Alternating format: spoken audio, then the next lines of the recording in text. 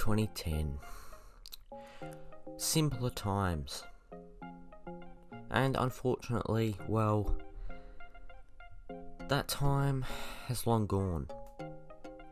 But what hasn't gone is the memory of the 2010 Supercars season, and more importantly, the penultimate race of that season, which I classify as a top 3 craziest motorsport race ever. There was a lot of variation in this season.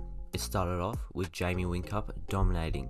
He slightly fell off at the end of the season, but he was still very much in the race for the championship with 2,879 points.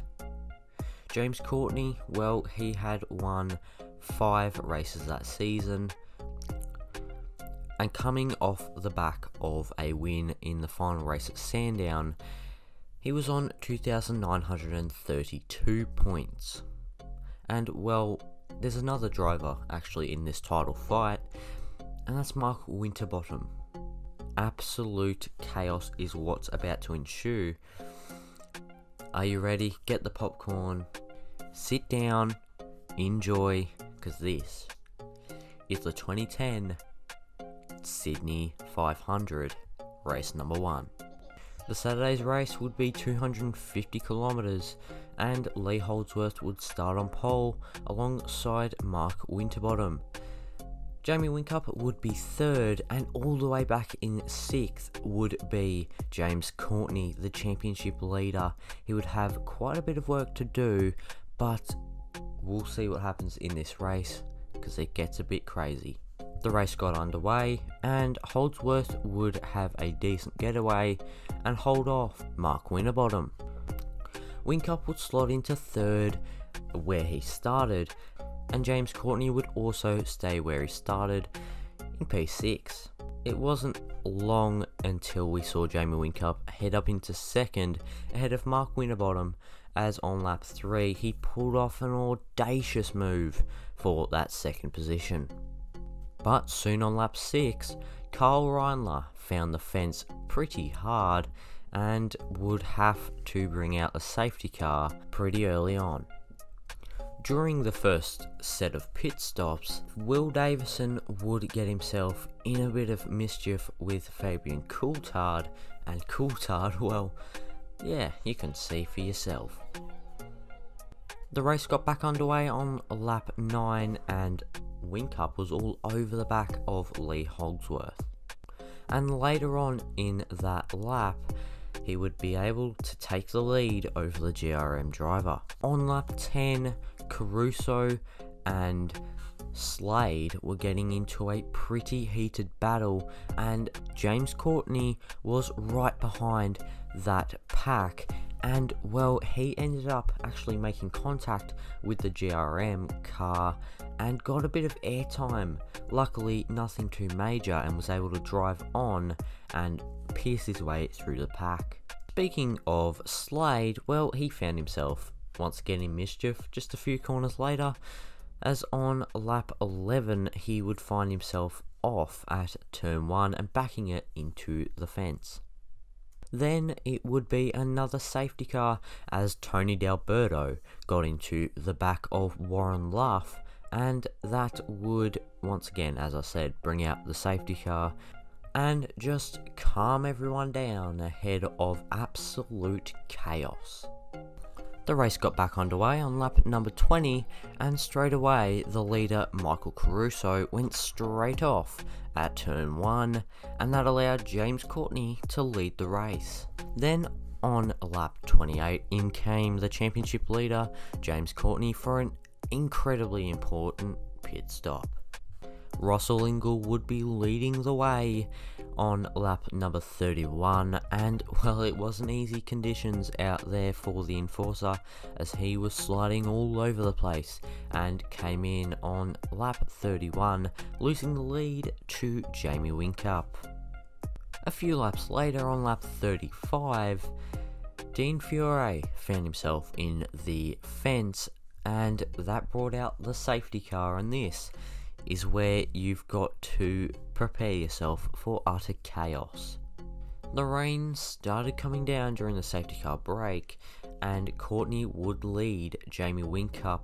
And well, on lap 47, you can just see how wet it was for the leaders. But Jamie Whincup would take the lead on that very same lap and would start to run away with things, and it was looking very bright for the Triple Eight driver. Well, that was until a few seconds later he found himself spinning down the runoff area and handing the lead back to James Courtney after that moment. On lap 53, in came James Courtney, and strangely, he didn't change on to the wets. He stuck with the slicks, which you'll see may come back to bite him. You never know. Whincup came in on lap 56 and he put slicks on the rear. I just can't agree with the decision they made here, and things got back underway. And on lap 60, Winterbottom was leading Whincup, who was leading Courtney, the three championship contenders. Yeah, he's in the fence. They're both in the fence. They're all in the fence. Neil Crompton was not best pleased with what he saw. That's stupid. I said it 15 seconds ago. They pushed that you cannot afford to have a crash in these conditions. They should have been on wets. Whincup kept going. Courtney just seemed to stop in the middle of the circuit, well, just off the side, and in came a fast approaching Craig Lowndes, smashing into the rear of James's car. Though Whincup did come in, and well, it wasn't all happy news for him, as he had a broken disc. Mark Winterbottom could not continue, and he came in finished for the championship. So came James Courtney into the pits. He was able to get it out, and he had a lot of tape on the bonnet, but he was able to actually finish the race. And Whincup, although he did actually get the car out, was not classified as a finisher during that race, which was painful to say the least for the Triple Eight driver. So Jonathan Webb was the one that took the race win. Absolute chaos that race was. Winterbottom was a non-finisher, as was Jamie Whincup. Courtney came home to finish in 15th, and well, it's time we actually talk about what happened in the next race. So I thought I couldn't leave you on a cliffhanger here if you haven't seen the championship battle. You can actually watch these races in full on YouTube now, so you can basically watch any supercars race from 1997 to 2014 completely free. Whether you're in Australia, New Zealand, UK, wherever you're from, you can watch on YouTube. So that's great to see. Thank you, Supercars, because well, I'm going to be a bit busy making some more videos, and now I'll actually have more footage to use for those races. I'm not sure if I'll be able to use any footage from this race, so apologies if I can't. I'll try my best to work around copyright, but it was chaos. James Courtney would take the championship, winning over Jamie Whincup, 3,055 points, over Whincup's 2,990 points, and Winterbottom didn't finish any of the races that weekend and was stuck in third. So, well, there you go.